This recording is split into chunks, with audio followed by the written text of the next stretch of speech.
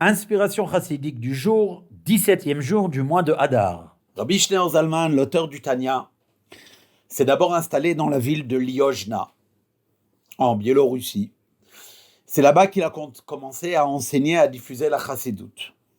Toutefois, dans les premiers temps de son enseignement, il avait l'habitude d'enseigner la chassidoute comme celle-ci avait été enseignée par son maître, le Maggid de Mezrich, qui le tenait de son maître, le Baal Shem Tov, à savoir des Torot Ktsarot, c'est-à-dire des enseignements très très brefs, mais très intenses et qui contenaient beaucoup d'idées.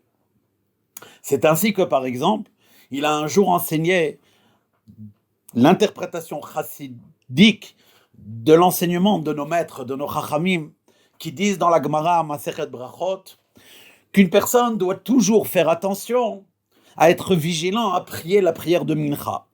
Le olam yehe adam zahir bitfilat mincha. Dit Rabbi Shneur Zalman, le olam, pourquoi est-ce qu'on est venu sur terre?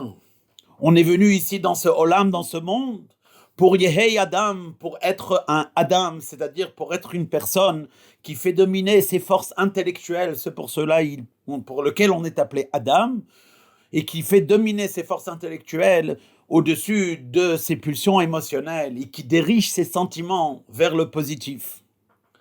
Et non seulement qu'une personne, elle devient Adam, mais elle est Zahir, elle devient lumineuse. La personne, elle fait en sorte que sa propre matière, ainsi que la matière du monde autour d'elle, s'élève et devient rayonnante, devient lumineuse. Quand est-ce qu'on voit qu'une personne, elle a atteint cela? Bitfilat mincha. Au moment où une personne, en plein milieu de ses affaires et en plein milieu de ses occupations du jour, occupée dans des choses de ce monde, s'arrête et d'une manière véritable et sincère prie à Hachem, eh bien c'est là qu'on voit la lumière qui s'est faite en lui, qu'il a réussi à faire dominer son intellect sur ses sentiments et illuminer la matière en lui et autour de lui. Kol Tuv.